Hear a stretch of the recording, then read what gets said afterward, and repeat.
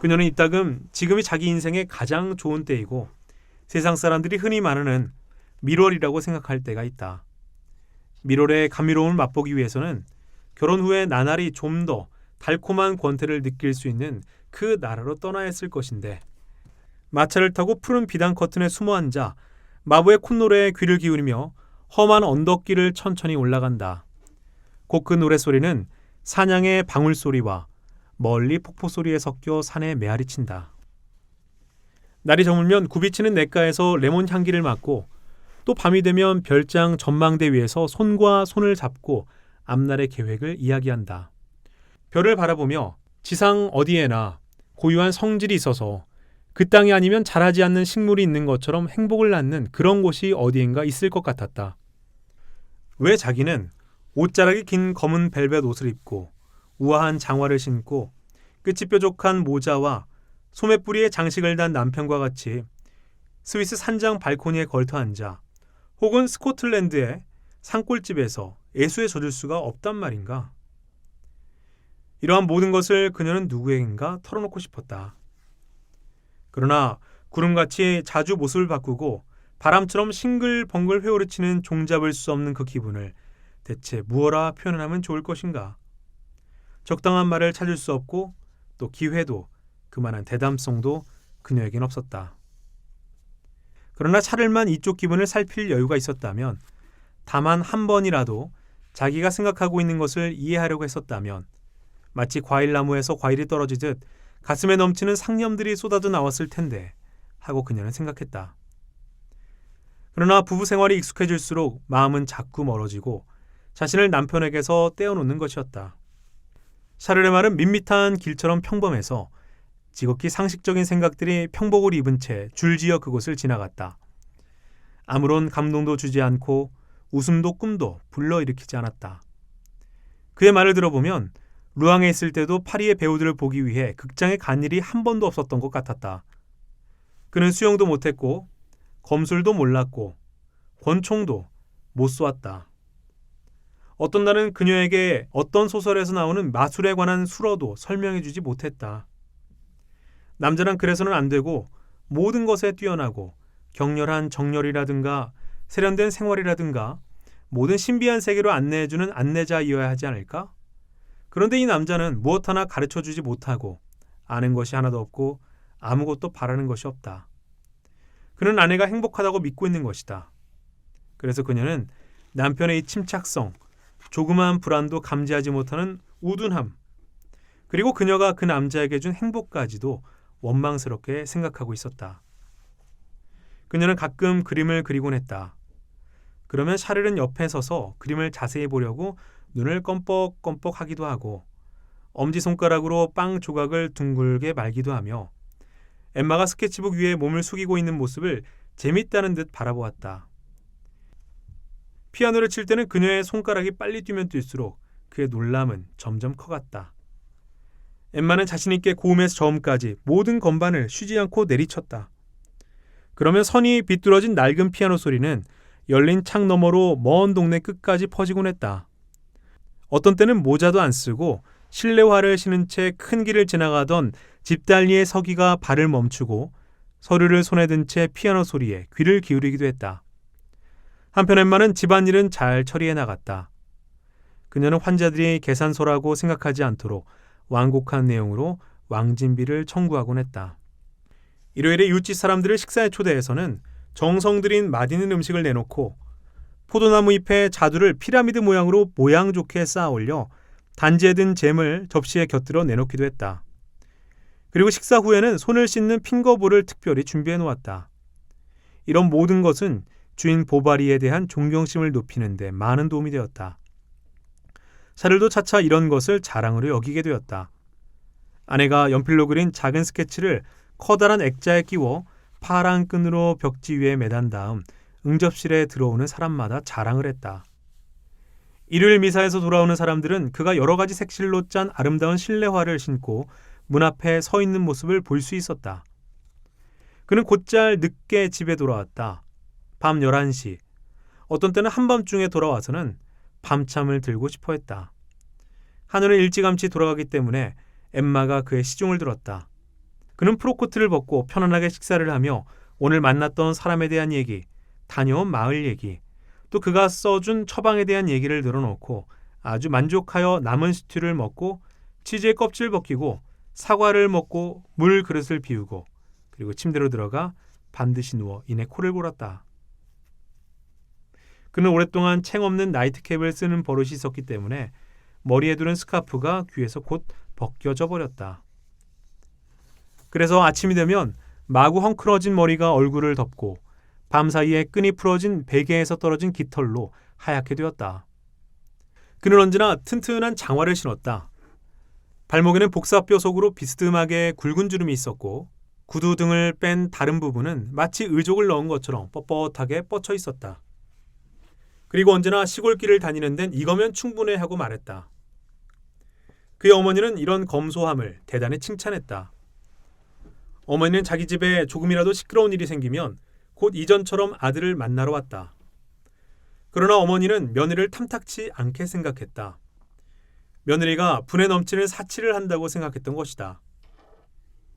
장작이고 설탕이고 양초고 뭐든지 꼭 대갓집 같은 쓰임새였다.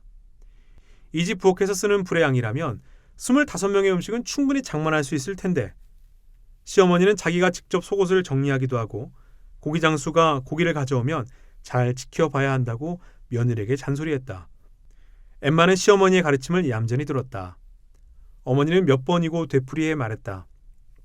집안에는 하루 종일 며느라 또는 어머니 하는 말이 오고 갔으나 그때마다 두 사람의 입은 가냘프게 떨렸고 양쪽 다 분노에 가득 찬 어조였지만 애써 다정한 듯 가장했다. 전처 듀비크 부인 때 어머니는 자기가 아들한테 사랑을 받는다는 자신이 있었다. 그러나 이번에 샤를이 엠마를 사랑하는 것은 어머니에 대한 애정을 버린 것이고 엄연히 자기 영역을 침범당한 것으로 생각되었다. 그래서 늙은 어머니는 마치 파산자가 옛날 자기가 살던 집 식탁에 둘러앉아 식사하는 사람들을 유리창 너머로 들여다보는 것 같은 기분으로 아들의 행복을 슬픈 침묵에 쌓여 물끄러미 지켜보았다.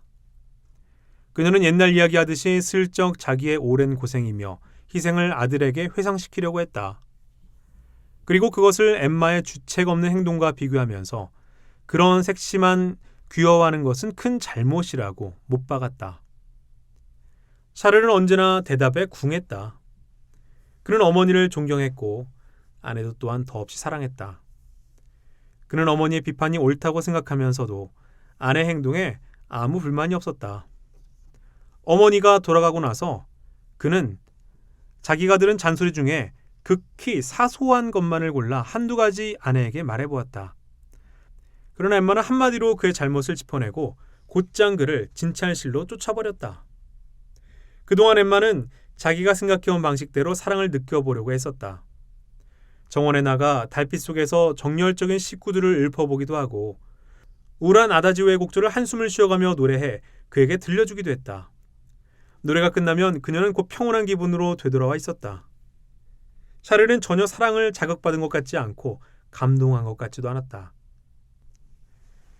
이렇게 남편의 가슴에 부싯돌을 그어보아도 불꽃 하나 피울 수 없자 자기가 느끼지 못하는 것은 이해하려 하지 않고 모든 것이 판에 박은 대로 나타나지 않으면 믿으려 하지도 않는 그녀는 샤를의 정열도 이미 색다른 것이 전혀 없는 평범하게 짝이 없는 것이라고 아주 단정해버리고 말았다. 그가 정열을 표현하는 동작은 늘 똑같았다. 그는 그녀를 일정한 때만 포옹했다. 이것은 말하자면 다른 모든 습관과 같이 단조로운 식사 뒤에는 반드시 디저트가 나온다는 그런 것과 같은 것이었다. 선생에게 폐렴을 치료받은 한 사냥터지기가 부인에게 보냈다고 이탈리아산 작은 그레이하운드를 선사했다. 엠마는 그 개를 데리고 산책을 했다. 잠시 혼자 있고 싶거나 혹은 먼지 나는 변화없는 집 정원에 질리면 밖으로 나갔다. 그녀는 밭느빌의 너도밤나무 숲까지 걸어갔다. 들판으로 면한 사람이 살지 않는 외딴집까지. 거긴 잡초가 우거진 도랑이 있고 잎이 날카로운 긴 갈대가 잡초와 어우러져 있었다. 그녀는 지난번에 왔을 때와 달라진 것이 없나 주위를 한번 둘러보았다. 디기탈리스며 계란풀이며 커다란 돌을 둘러싼 쐐기풀 덤불이며 세 개의 창에 낀 이끼며 모두가 그전 그대로였다. 꽉 닫힌 창문의 덧문이 녹슨 쇠고리 위에 썩어 떨어질 듯 걸려 있었다. 엠마는 한참 동안 그레이하운드가 들판에 원을 그리며 뛰어다니고 노랑 나비를 보고 지저대고 들쥐를 잡으러 쫓아가 보리밭 둔덕 위에 양귀비를 물어뜯는 것을 바라보며 하염없이 방황하고 있었다. 이윽고 생각은 조금씩 정리되었다. 그녀는 주저앉아 잔디를 양상 끝으로 콕콕 찍으며 이렇게 중얼거렸다. 아, 왜 결혼 같은 걸 했지?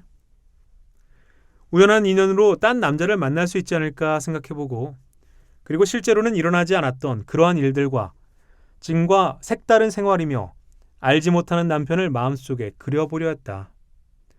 어떤 쪽이든 지금의 남편보다는 나을 것이 틀림없었다. 어쩌면 미남에다 재주도 있고 품이 있고 매력적이었을지도 모른다. 수도원 시절의 친구들이 결혼한 사람들은 틀림없이 그런 사람들이겠지. 그녀들은 지금쯤 어떻게 살고 있을까? 도시에 살며 거리에 소음이며 극장의 떠들썩한 분위기, 그리고 무도회의 휘황한 불빛 아래에서 마음이 부풀고 관능이 충족되는 생활을 하고 있겠지.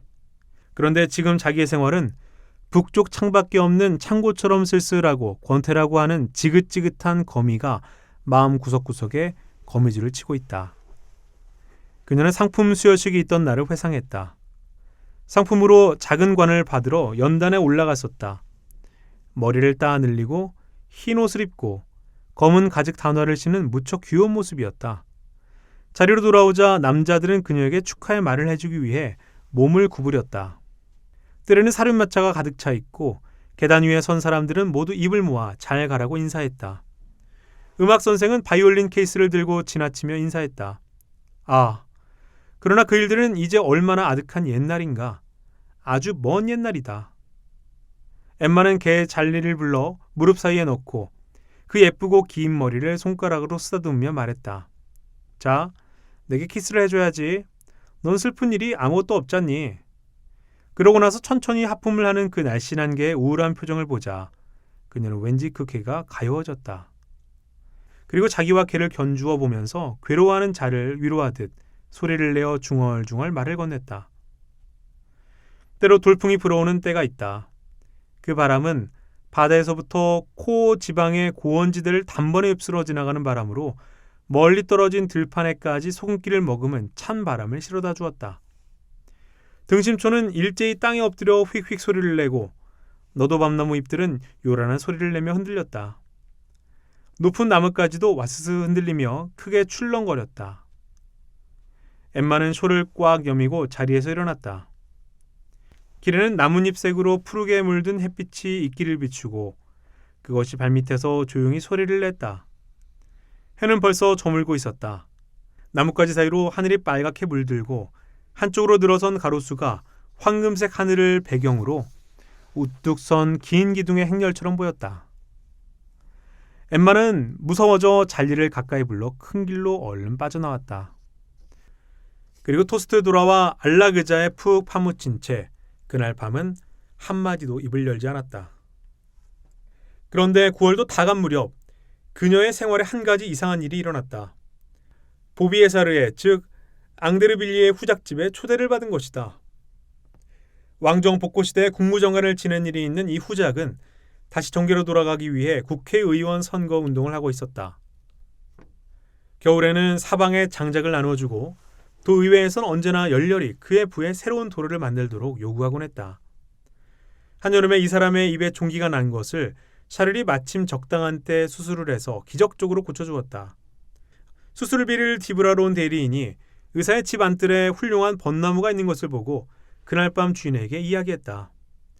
마침 보비의 사르에서는 벚나무가 잘 자라지 않아 애쓰고 있던 참이라 후작은 보바리에게 접붙일 나무를 몇 가지 달라고 부탁하고 특별히 그 사례를 하러 왔다가 엠마의 아름다운 모습을 보고 그 시골 여자답지 않은 자태에 마음을 뺏겼다. 이런 연유로 이번 기회에 이 젊은 부부를 초대해도 그렇게 지나친 호의를 보이는 것도 아니고 웃을 것도 없다고 생각하게 되었다. 어느 수요일 오후 3시 보바리 부처는 자가용으로 쓰는 소형 마차에 올라타고 보비의 사료를 향해 출발했다. 그 마차 뒤에는 커다란 트렁크가 매달려 있고 앞에는 모자 상자가 놓여 있었다. 그리고 샤를은 무릎 사이에 또 하나의 커다란 종이 상자를 끼고 있었다. 그들은 해가 다 져갈 무렵 그곳에 도착했다. 마침 정원에는 마차 길을 비추기 위해 불을 켜기 시작하고 있었다. 잘 들어보셨습니까? 엠마, 즉 보바리 부인의 심리 변화가 나타난 시점의 내용을 읽어보았습니다. 플로베르는 파리 대학에서 법학을 전공한 중에 뇌신경 질환인 간질 증상이 나타납니다. 간질은 뇌와 관련된 질환이죠. 특별한 유발 요인 없이 경련 발작 증상이 나타나는 병입니다. 대뇌 피질에서 발생하는 일시적인 비정상적 전기 신호가 원인이 되는데요. 이 비정상적 전기 신호에 의해서 경련 발작이 나타나는 것이 간질이라는 병입니다. 이 간질의 경련 발작을 미리 예방해주고 동시에 뇌출혈도 예방할 수 있는 약재를 오늘 말씀드리겠습니다. 북노장생 67회 아모스 오즈의 노르웨이 국왕에서 지비 프로비조르의 눈꺼풀 경련에서 말씀드렸었는데요. 바로 방풍나물입니다. 이 방풍나물을 평소에 꾸준히 섭취하면 간질로 나타나는 경련 그리고 뇌출혈을 동시에 예방할 수가 있습니다. 플로베르는 대학생 때 간질로 병이 시작됐고 그리고 세상을 떠날 때도 뇌의 병, 즉 뇌혈관 질환인 뇌출혈로 세상을 떠났습니다. 그래서 젊을 때도 뇌의 병으로 시작하고 늙어서 세상을 떠날 때도 뇌의 병으로 생을 마감한 것입니다. 즉 플로베르의 건강 문제는 뇌에서 시작해서 뇌로 끝이 났다. 간질로 시작해서 뇌출혈로 생을 마감했다. 결국 플로베르의 건강 문제는 뇌에서 시작해서 뇌로 끝난 것이죠. 플로베르처럼 간질과 뇌출혈, 이 뇌 관련 질환이 동시에 나타날 수 있는 사람들은요. 결국 간질이든 뇌출혈이든 이 두 가지 병을 동시에 치료하고 예방할 수 있는 약을 찾아야 되는데요. 플로베르처럼 간질과 뇌출혈이 동시에 나타난 사람은요. 평소에 방풍나물을 꾸준히 섭취하는 것이 좋습니다. 방풍나물은 한약재 명으로는 식방풍이죠. 이 식방풍의 어린 싹을 이 방풍나물로 먹는 건데 이 방풍나물을 반찬으로 꾸준히 평소에 섭취하는 겁니다. 그러니까 한의학에서 원래 이 방풍을 중풍이나 간질을 비롯한 어떤 머리 쪽 증상을 치료할 때 필수적으로 사용하는 약재입니다. 그래서 구스타프 플로베르처럼 뇌에서 어떤 질병이 많이 생기는 사람들에게 한의학에서는 이 방풍이라는 약재를 필수적으로 처방을 합니다. 방풍에서 분리된 성분들에 대한 여러 연구 보고들이 있는데요. 그 중에서 가장 주목해야 될 효능은요. 방풍의 항경련작용, 항염증, 혈압 강화작용입니다. 방풍의 항경련작용으로 간질의 경련 증상을 예방하고 항염증 작용과 혈압 강화 작용을 통해서 뇌출혈을 예방하는 겁니다.